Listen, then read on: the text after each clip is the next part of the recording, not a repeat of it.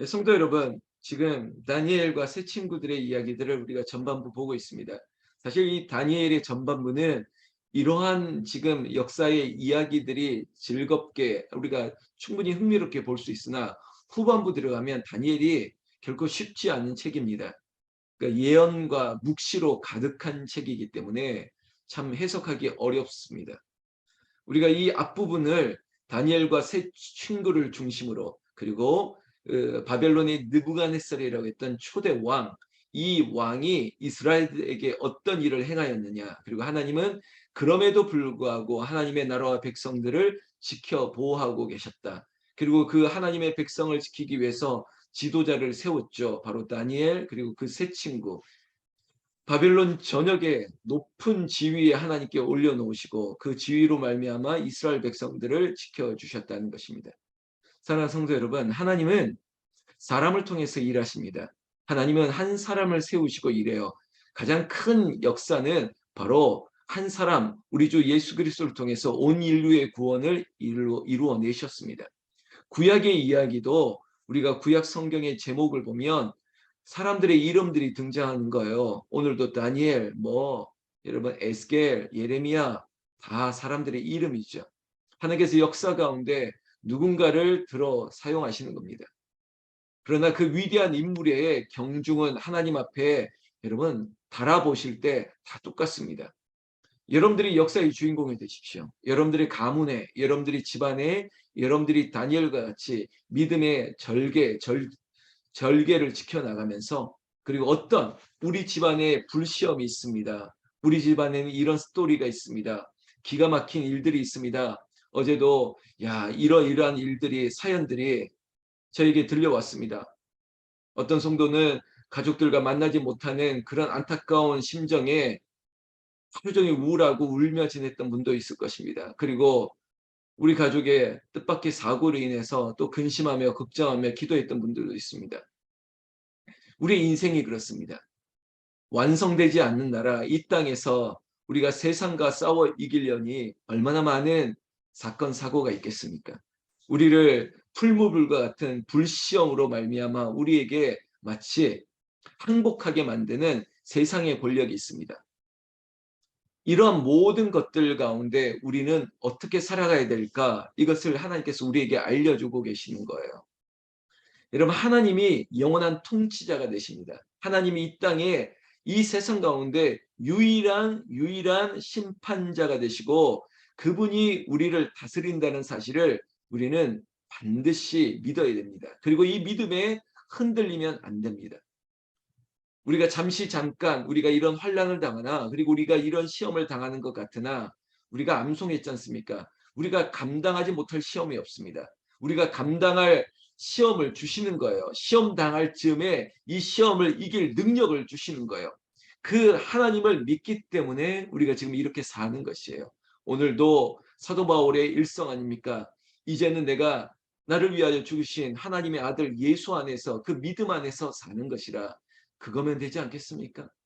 나를 위해서 죽으신 예수님이 내 안에 계시는 거예요. 그 믿음 안에서 이 기가 막힌 일을 당할 때마다 주님 바라보면서, 믿음의 주여 온전케 하시는 예수님 바라보면서 싸워 이겨내는 것입니다. 여러분, 오늘 새벽을 깨우는 여러분들의 삶이 하나님의 도우심으로 말미암아, 하나님이 지켜주심으로 말미암아 끝끝내 영원한 통치를 받으시고 하나님께서 높여 올려주시는 역전의 은혜가 여러분들에게 임하기를 우리 주 예수님의 이름으로 축원합니다. 축원합니다. 어제는 교회에서 제가 시찰 노예에 있는 어떤 몇 분 어르신을 좀 모시고 제가 시찰 서기로 있다 보니까 어제 뜻밖의 좀 교회, 이 노예 내에 어려움을 당하는 교회를 말 그대로 좀 이렇게 돌아보는 시간들을 가졌습니다. 그리고 어제 왔던 목사님 중에 한 분은 우리 교회가 5년 전에, 6년 전에 그때 굉장히 어려운 시기에 이 조사 처리 위원장을 맡았던 목사님이 계셨습니다. 그런 일들, 그때 교회를 보고 정말 6년 만에 저희 교회를 방문한 겁니다. 그리고 저희 교회 모습과 그 저와 이야기, 대화, 익히 들었지만 직접 와서 보니까 그 6년 전의 모습과 지금의 모습과, 그리고 여러분, 영적인 이 분위기 흐름은 보면 알거든요. 그걸 보면서 감격해하는 거예요. 이렇게 될 줄 몰랐다는 겁니다. 놀랍다는 거 말 그대로 놀랍다는 거고, 그리고 성전에 앉아서 기도하고 감사하면서 오히려 우리가, 그리고 제가 저희 교회처럼 지금 어려움을, 그 시절에 어려움을 당했던 교회를 방문하게 됐습니다. 내용은 그래요.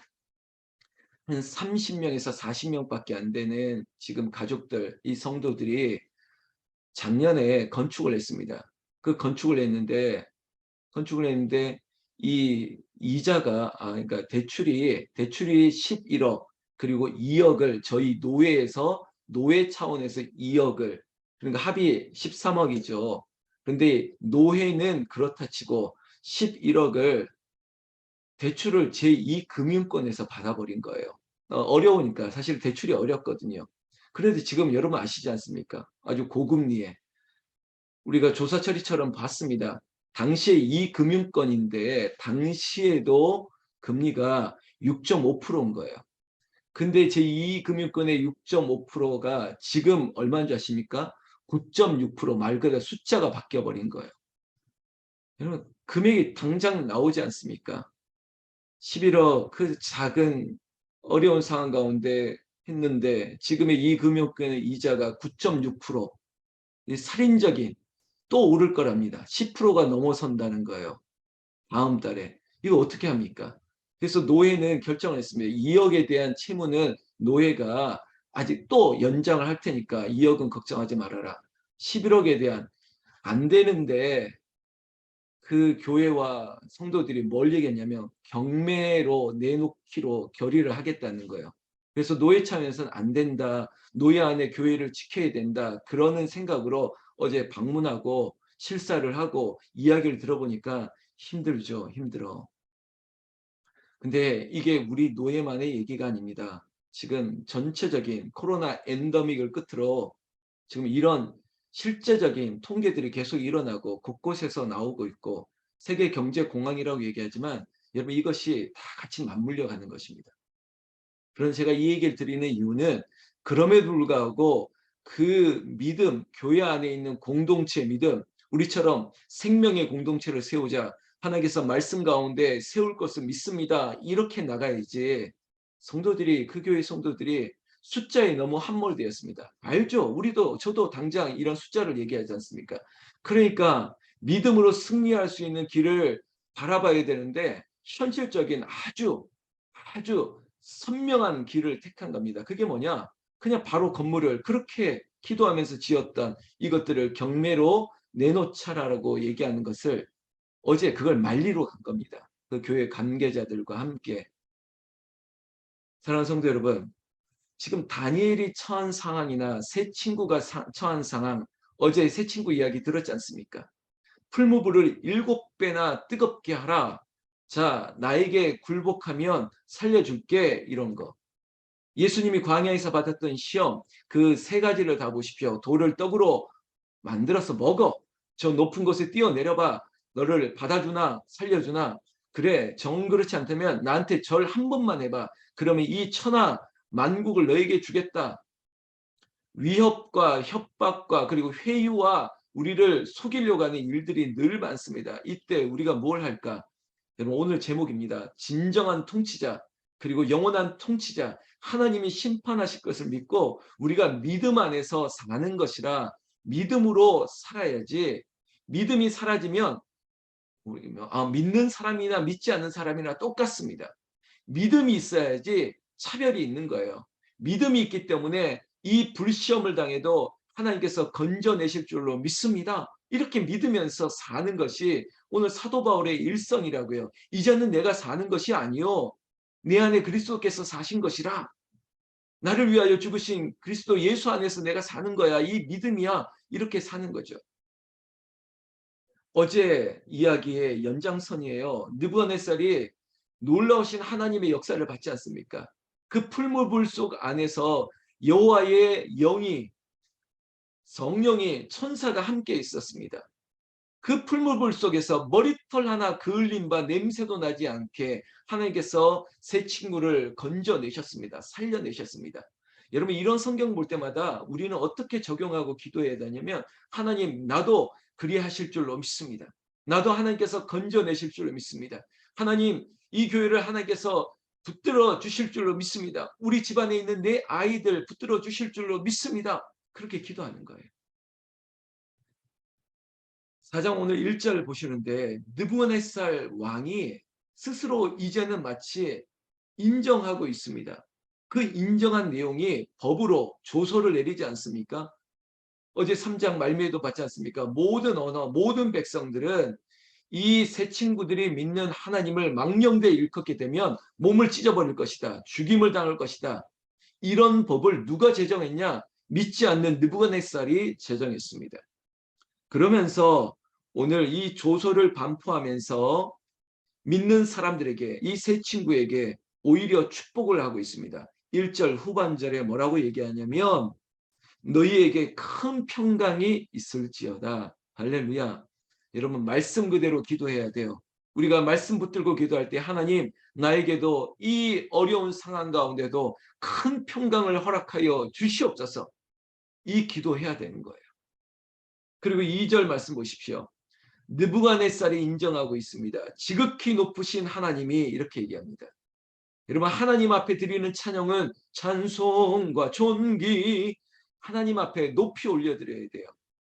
이 느부갓네살에 믿지 않는 이 이방의 왕을 통해서 지극히 높으신 하나님 이렇게 높임을 받으시고 있는 하나님 그 하나님을 향해서 계속된 말씀을 계속된 그 소회를 밝히고 있습니다. 2절 내게 행하신 이적과 놀라운 일을 내가 알게 하기를 즐겨하노라.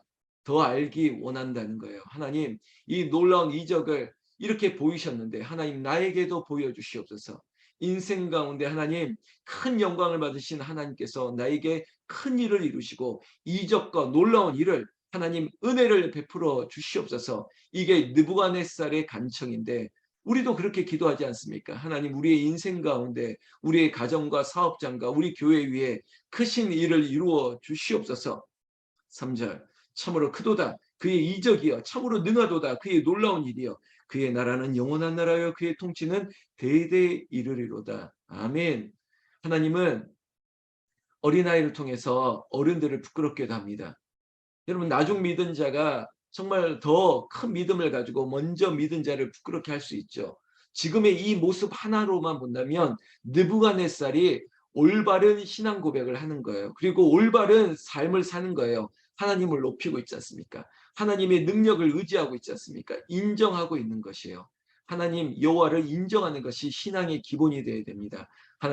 하나님께서 이 땅을 다스리시죠. 교회를 다스리시죠. 하나님이 생명의 공동체를 세운다고 말씀하셨으니 믿음의 말씀의 기초 위에 세우실 것을 믿습니다. 이 고백을 우리도 해야 됩니다. 사랑하는 성도 여러분, 하나님이 능치 못할 것이 없다고 얘기했습니다. 우리가 암송하는 구절 가운데 하나님이 능치 못할 일이 없다라고 하는 구절이 그저 사라질 말씀이 아니라 내 가슴 신비에 새겨져서 어떠한 이러한 일을 무슨 일을 만나든지 만사형통 이러면서 이렇게 웃으면서 노래하면서 넉넉히 이기는 은혜를 보아야 된다는 것이죠. 여러분 우리에게 지혜가 필요합니다. 우리에게 담대함이 필요합니다. 그런데 그것은 여러분 우리가 후천적으로 내가 훈련받아서 내가 준비해서 얻는 것이 아니에요. 그럼 뭐냐? 지금으로 얘기하면 은사예요. 이건 선물이에요. 다니엘에게도 꿈을 해석할 수 있는 것 하나님의 은사라니까요. 4절부터는요. 꿈을 해석하지 못하는 바벨론의 박수 술사들과 다르게 이제 이 느부갓네살을 번민하게 했던 꿈을 해석할 사람이 등장하는데 바로 다니엘입니다. 잠깐 5절 말씀 후반절 한 번 더 보면 느부갓네살이 온통 침상에서 생각하는 것과 머릿속으로 받은 환상으로 말미암아 번민하였다고요. 여러분 세상에 있는 것들을 생각하면 온통 우리를 복잡하게 만듭니다. 머리가 지끈지끈 아픕니다. 그때 어떻게 해야 되겠습니까? 느부갓네살은 아무리 재산이 많고 권력이 아주 강하다 할지라도 이 꿈 하나 때문에 번민하였다고 했던 이 문제 여전히 해결하지 못합니다. 그때 등장하는 사람이 누구냐? 8절 다니엘입니다. 다니엘이 등장해서 다니엘을 향해서 그의 안에는 거룩한 신들의 영이 있는지라 라고 인정합니다. 너에게는 다름이 있다. 네 안에는 하나님 여호와 그 신이 있는 것이다 라고 인정하고 있죠. 제가 이 대목을 밑줄을 여러 번 그었습니다. 제가 가장 두려운 게 하나 있습니다. 뭔지 아십니까? 내게서 성신이 떠나갈 것을 두려워합니다. 하나님, 내 안에 계신 성령님 떠나가지 마시옵소서. 내가 성령 충만하지 못하면 살아갈 수 없기 때문에 성신이여, 그 성신이 내게서 떠나지 않아야 됩니다. 여러분들의 가슴에, 여러분들의 신비의 말씀과 함께 성령이 살아 움직여야 됩니다. 그 영이 나를 능하게 하는 거예요. 성령의 충만함과 능력으로 말미암아 내게 당하는 모든 문제를 이겨내는 것이에요. 느부갓네살은 귀신이 귀신같이 알아낸다고요. 이 느부갓네살이, 여러분, 세상 권력을 가진 사람들, 그럼 보십시오. 우리가 인간적인 눈으로 보더라도 범상치 않은 사람들이 참 많습니다. 인간적으로 저 사람 만나면 보통 사람이 아니야, 이런 거 우리 느끼는 거 있지 않습니까? 느부갓네살은 그런 사람 아니겠습니까? 세계를 정복한 사람입니다. 보통 사람이 아니죠. 눈썰미가 대단합니다. 그냥 인간적으로 딱 관상 봐도 저 사람 누군지 아는 사람들이 있습니다. 여러분, 귀신의 영이에요. 느부갓네살도 딱 보면 알지 않습니까? 자기 주변에 있는 많은 그 무당들에 비해서 벨드사살이라고 하는 저 어린 다니엘을 보면 남다른 거예요. 그 남다름이 뭘까요? 그의 안에는 거룩한 영이 있다고요. 성령 충만한 사람. 여러분, 여러분들이 혹시 학위를 저보다 더 많이 가지고 있고 혹시 재산이 수백억, 수천억을 가지고 있든지 그거 중요하지 않습니다. 가장 중요한 것은 내 안에 성령이 있느냐 이겁니다. 성령으로 사는 사람은 하나님이 미련한 자를 지혜롭게 합니다. 능치 못한 것을 능하게 하십니다. 성령을 사모하십시오. 오늘 영원한 통치자, 진정한 통치자가 우리 안에 성령을, 은사를 선물로 주시고 우리 안에 세상의 지식이 아니라 하늘의 지혜를 여러분들에게 내려주시기를 원합니다. 우리 교회가 생명의 공동체로 성령이 충만한 교회로 하나님께서 여러분들을 시작으로 우리 교회를 성령의 불로 번지게 하기를 나는 우리 주 예수님의 이름으로 축원합니다. 축원합니다. 기도하겠습니다.